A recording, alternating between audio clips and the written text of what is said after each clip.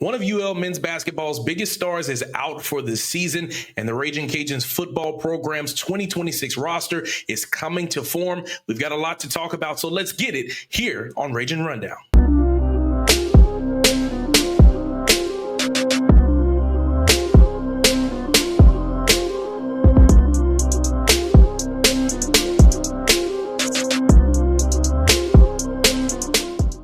What's good, ladies and gentlemen, and welcome into another episode here on Ragin Rundown, the show where you will know all things UL sports.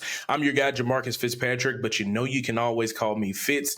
If this is your first time making it here to the YouTube channel, please do me a favor and hit the bell down below and subscribe to the channel. If this is your first time listening and you're listening, driving in your car, whatever it may be, go ahead and follow the podcast feed wherever you get great podcasts, just like this one, so you know when we're dropping episodes. And in today's episode, we've got several things that have taken place here on this Tuesday.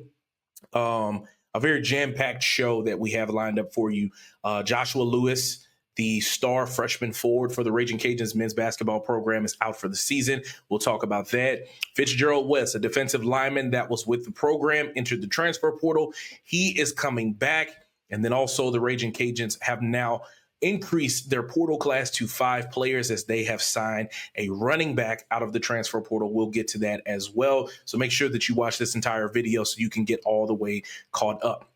Let's start off top with Ragin Cajuns men's basketball that currently sit at 5-15 on the season, and they are coming off of a loss in their schedule where they were on the road and, they're coming off of a victory. I got mixed up.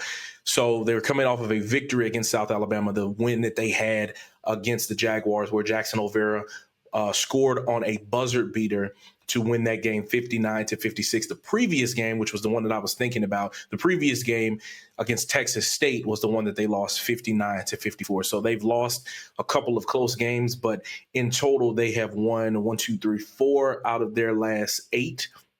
So they are right around 500 over the last stretch after snapping a long-standing losing streak that they were on, a 10-game losing streak.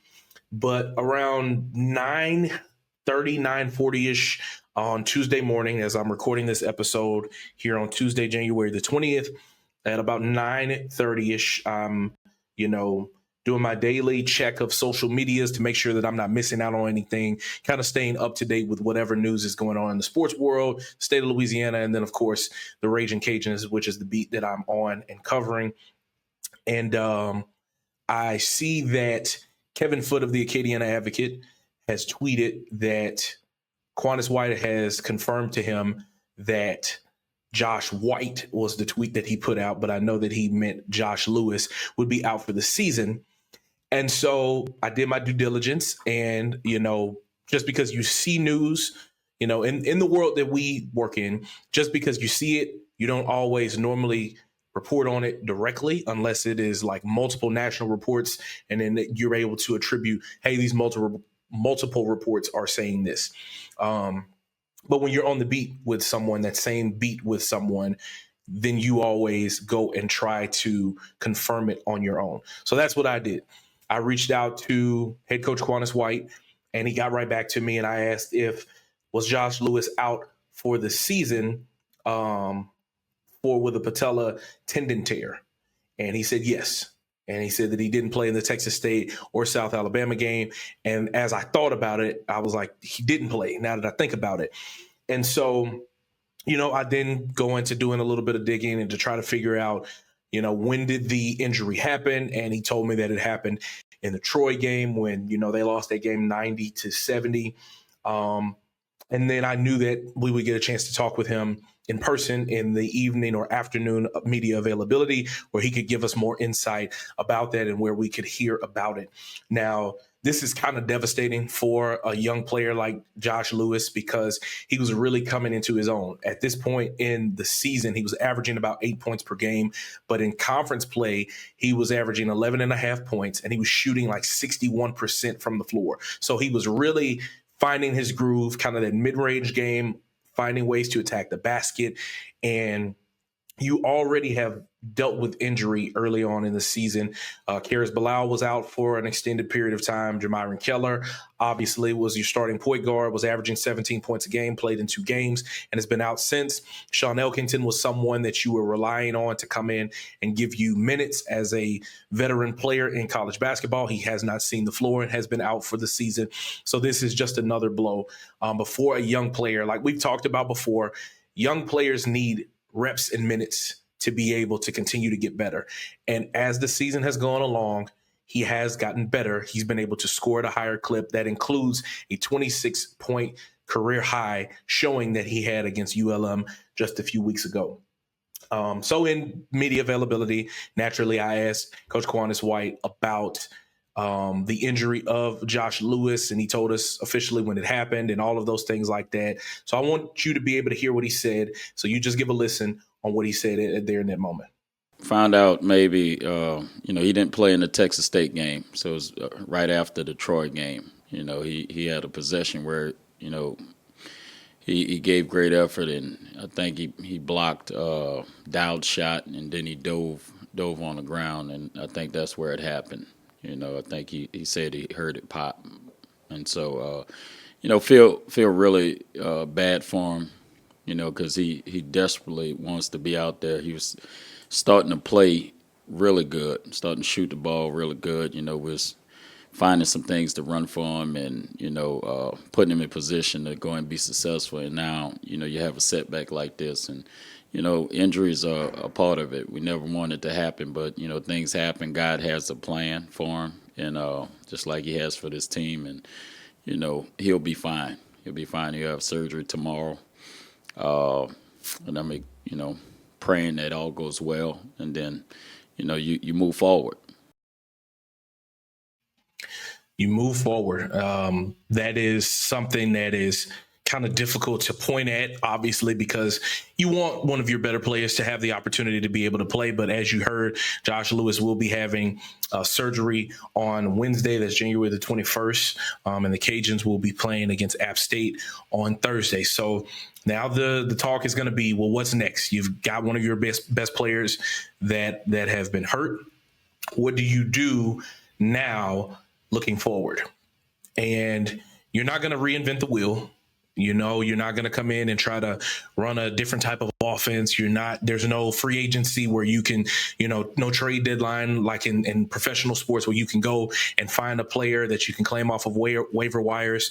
You have what you have on your roster. You're down 3 players already due to injury. We've talked about it: Jamiron Keller, Sean Elkington, and now Josh Lewis. So you have what you have. What you're going to have to ask your other guys to do is not to do more, but to just do what they've been doing better, right? So as of late, when we look at things on the board, Dorian Finister has really shaped into even better of a player than what he was when he originally came here for your program. So guys like him and Jackson Olvera obviously had become more of kind of that closer for you down the stretch in a lot of the games that you won. And he was the person that, hey, if I need to go and get a bucket, or, we're down 2, we need 1 shot or whatever, the game's tied and we need a game-winning shot, just like what he did against South Alabama. He was able to do that. Devion Laverne has really developed into a very solid point guard for you since the injury of Jamiron Keller. And he's gotten better at the way that he's shooting, the way that he's attacking the basket, and all of those different things like that. Darius Woodson has had a couple of games stacked up back-to-back, and he's gained more minutes. Karis Bilal, coach talked about him gaining more minutes. Milan Mejia is a three-point threat for you. So you're really just going to, Todd Jones Jr. is another guy, that can come in and give you some buckets as well. So really you're not asking guys, hey, we're missing out on 8 points a game from Josh Lewis or 11.5 in conference play. So Dorian, I need you to score 2 more. Jackson, I need you to score 3 more. Devion, I need you to score 6 more, and that should help it. No, you still have to come out and play the game of basketball, because you can design as many concepts and plays as you want to, but you have to do it. The X's and O's on the board aren't moving. The players that you're playing against are going to be moving. So guys are going to just have to go out and still be able to hoop. So you want them to be creative. You want them to be able to find shots, great shots, take good shot selections. But at the same time, you don't want them to be pressing and trying to do something that's kind of outside of their character and their normal style of play. So Coach Q also talked about what's ahead with them playing App State, but primarily he touched on everything that I just said about the team not wanting to get outside of themselves and really just having that next man up mentality. So here's what he had to say about that. You know, I mean, we've been trying to, we've been adjusting, since Jamarian Kellen, Sean Elkerton, and Karis Bilal when he was out.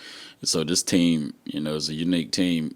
All that's asked of these guys is when you're out there, impact winning and give it your all. I'm not necessarily asking one guy or two guys to, we need you to pick it up in this area. No, just do what you're supposed to do while you're on that floor, and that's enough.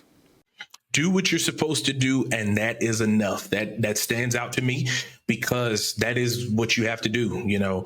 We've seen a lot of the Ragin Cajuns athletic department, whether it's football, whether it's women's basketball, baseball, softball, like injuries are going to happen. In sports, injuries happen. Like there's a 100% chance that you will deal with some form of being hurt. And to some degrees, you will also deal with injuries. But this team is going to continue to try to find ways to win. They are going to continue to go out and compete, and they're going to continue to fight because it starts with the person up top. And he is emphasizing that they are not wavering.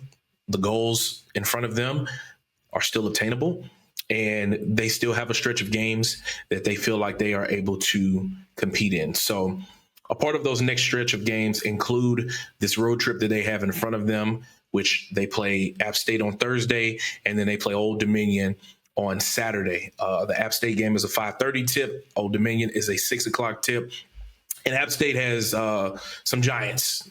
They have two guys that stand at 6'9" and weigh about 255 pounds. When I heard that, I was like, man, they got two defensive ends playing basketball out there.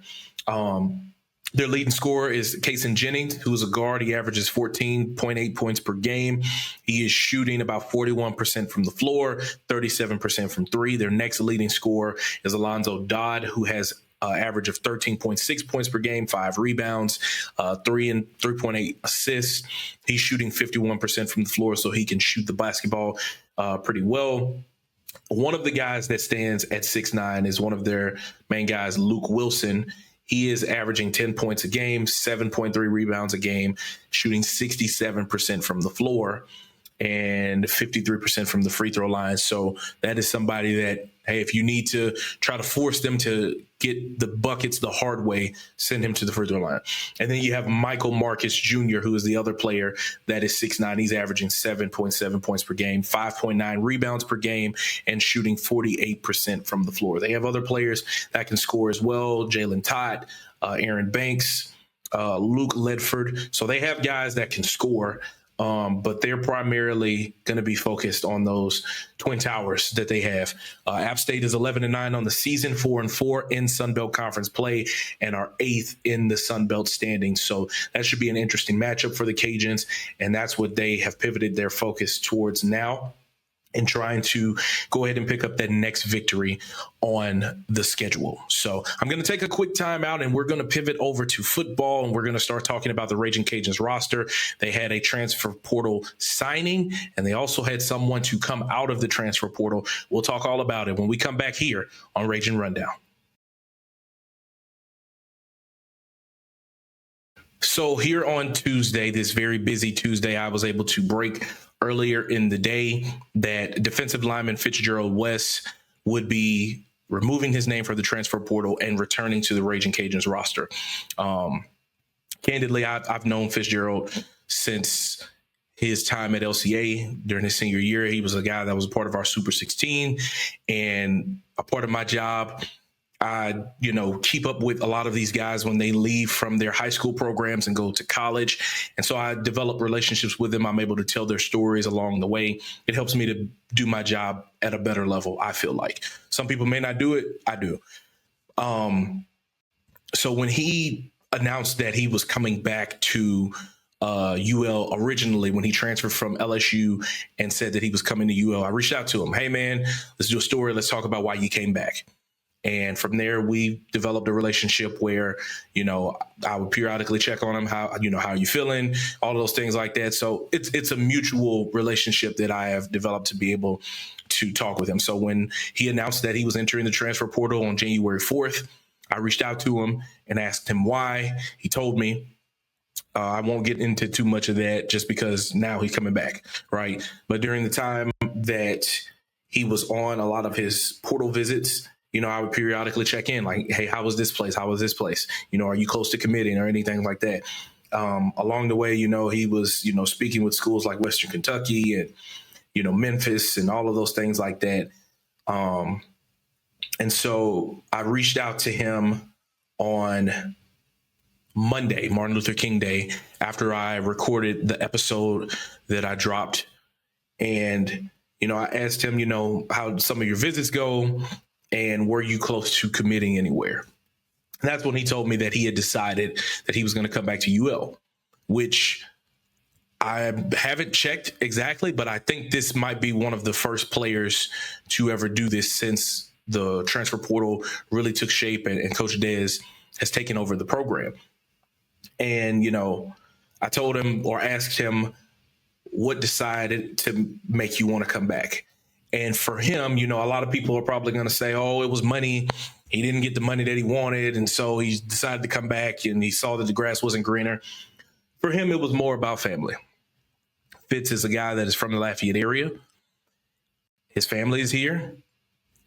That is one of the reasons why he originally came here.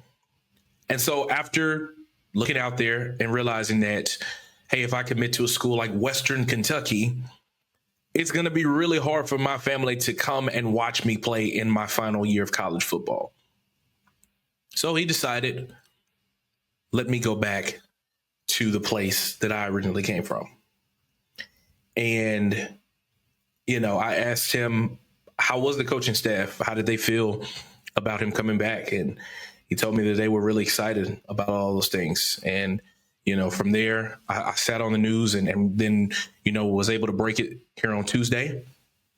And I know a lot of people may feel that this is something that shouldn't happen because they feel like it can open up a can of worms, that if you let one player enter the portal and then come back, then, all the team is going to do it. But I don't think that's the case. And I'm going to get into more of that in just a little bit. In terms of what Fitz coming back to the roster, what it does for your defensive line room, it fully sets it at this point. You're pretty much good. At my, mistaken count that I made after going back over it, in total, you have 49 defensive players that you have, and then 47 on offense and 5 specialists. Again, this is me nerding out. I'm looking at a spreadsheet here on my computer of the name of the players that had eligibility that could be able to come back, the high school signing class that they had, all of those things like that. So from 2025 to 2026, you had 20 graduating seniors in 2025 that are gone. You had 9 players enter the portal. It was 10. Fitz has decided to come back, so that number goes to 9. You have 23 guys that you signed out of high school, and now you have 5 portal signees, which we'll get into that in just a little bit. So, and I also forgot to add in there, which I confirmed with him and through Sports Information, Maxie Baudouin, the 4th, is coming back for another season. He has another year of eligibility. So that's another D lineman that I did not account for that you have in the mix. So you have someone like him and Fitzgerald West, 2 veteran guys that can bolster the middle of your defense. We've talked about in previous episodes some of the other guys that you have along the way. Obviously, you signed Broderick Stewart and Tito Shakira, the 2 portal signees coming in as well that are veteran guys also. And then you have 4 guys from the high school ranks that you signed as well. So you're pretty much set there on the defensive line. So you're looking really strong going into 2026. As we know, the UL defensive line, Dennis Thomas, he likes to rotate his guys in and he's going to play them. So playing time is never really a huge issue for guys, because if you do what's right and you go in and you do your job when you're in there, he's going to play you, bottom line.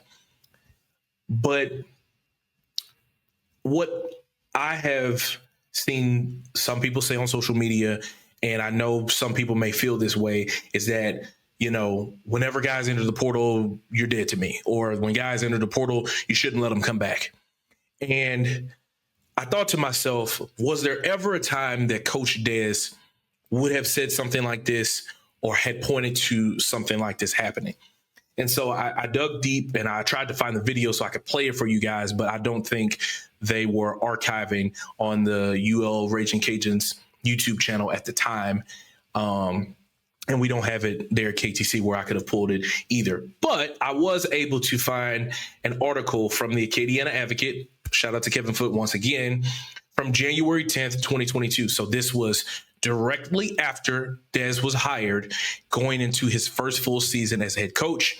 And some guys left for the transfer portal. At the time, I believe it was 6 guys. Obviously, you had people like Osiris Torrance and Montrell Johnson and Imani Bailey. You're familiar with a lot of those guys' names.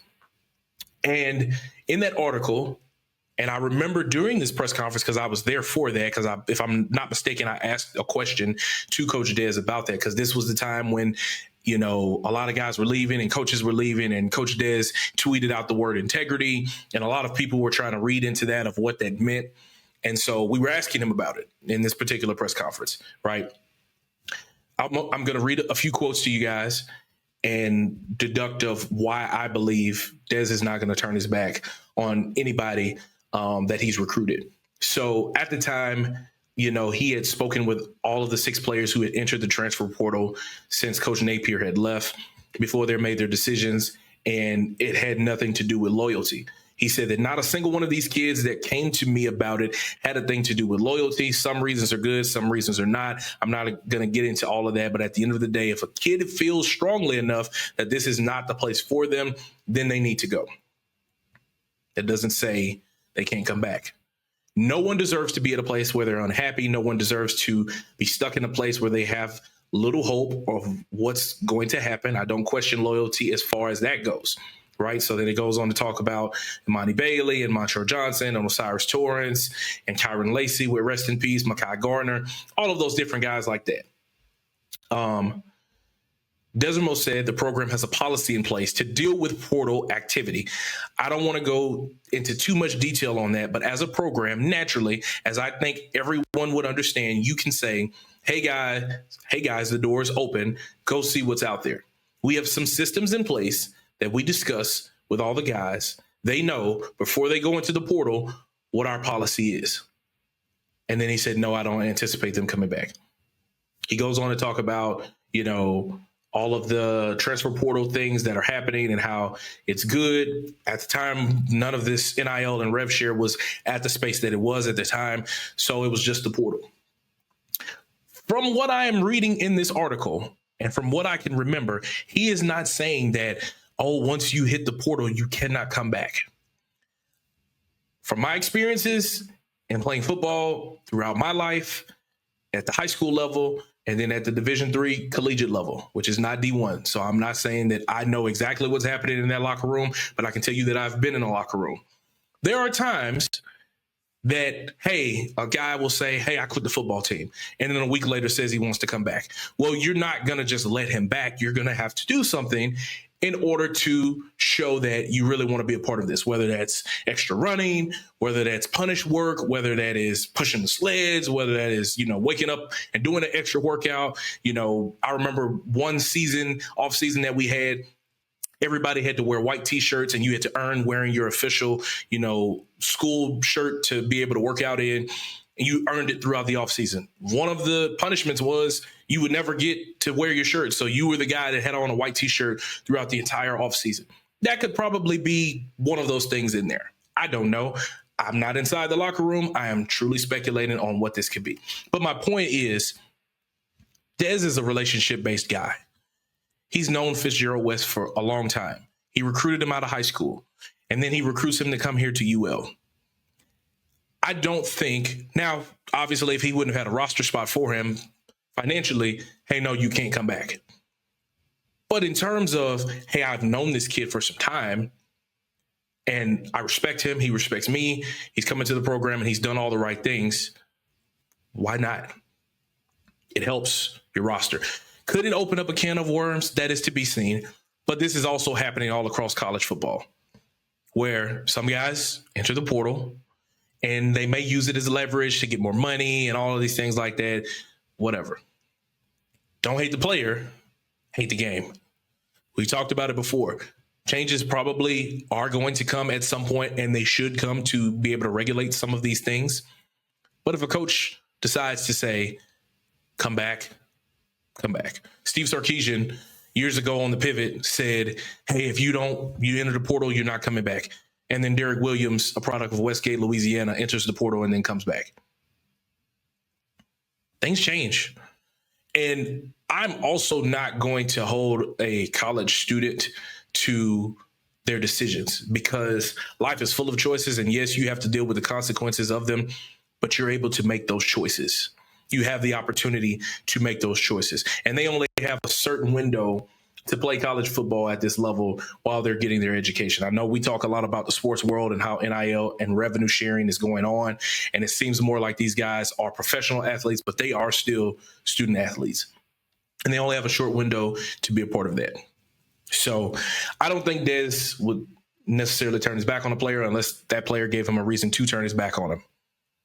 And I don't think that Fitzgerald West has done anything that warrants his back being turned, or however that's supposed to be. I don't think that they would not welcome him back.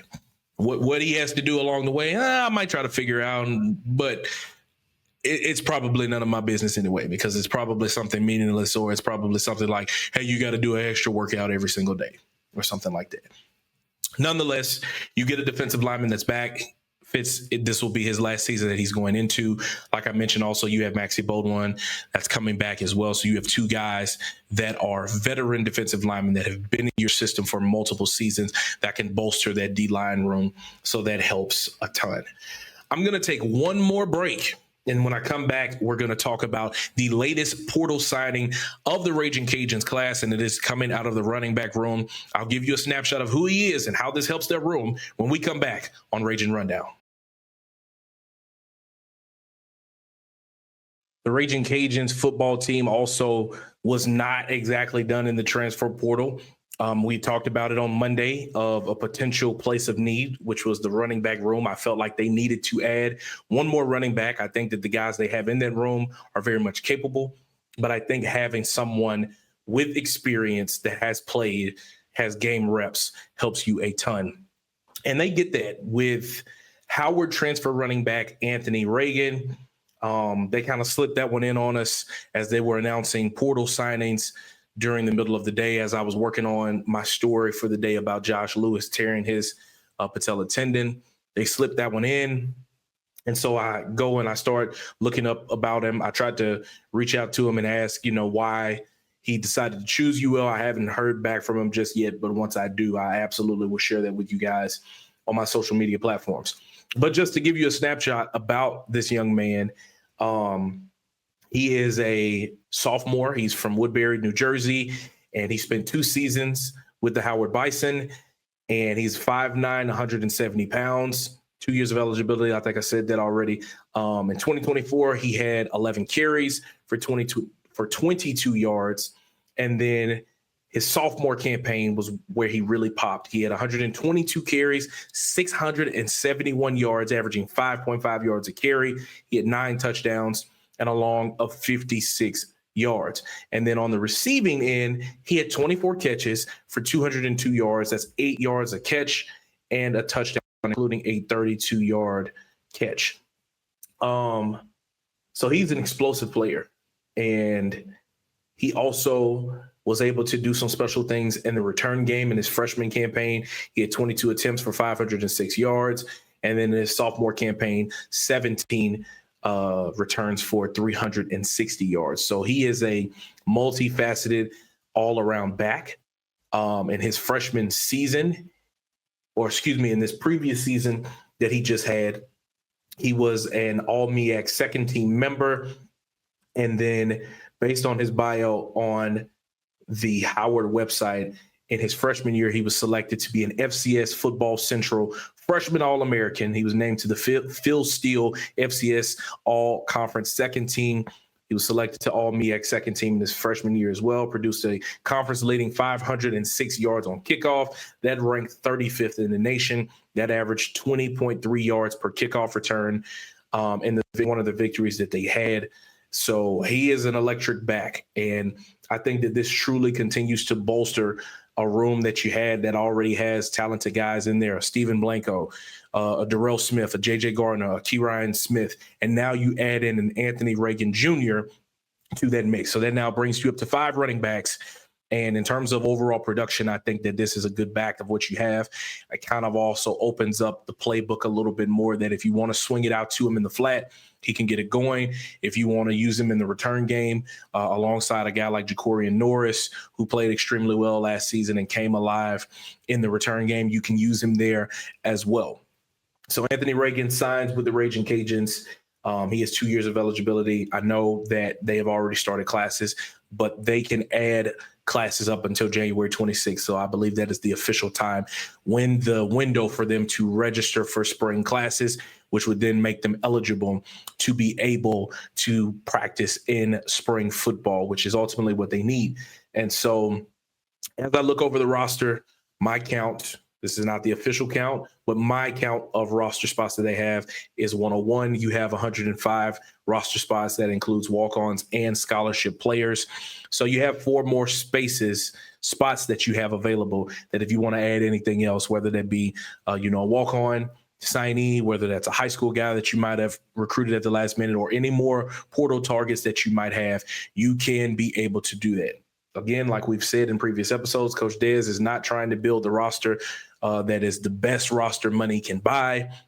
He is trying to bring in guys that are football guys first, that want to win, that want to build a championship and create something special. So he has another player in the mix that is able to help him do that, along with getting back one of the defensive linemen. That was a huge boost for them as well. So that was a very jam-packed episode here on Ragin Rundown. I hope to have many more like this with you guys. Hopefully not any with injury news in it, but more positive news along the way in the Ragin Cajuns athletic department. So if you made it to this point in the video, please do me a favor and leave me a comment. I'd love to interact with you guys. If this is your first time making it here and you are not a subscriber, hit the bell down below and subscribe to the channel, and then share it with someone else so they can find out about us as well. If you are listening for the first time, go ahead and leave us a review, and also follow the podcast feed wherever you get great podcasts just like this one, so you know when we're dropping episodes here on Ragin Rundown.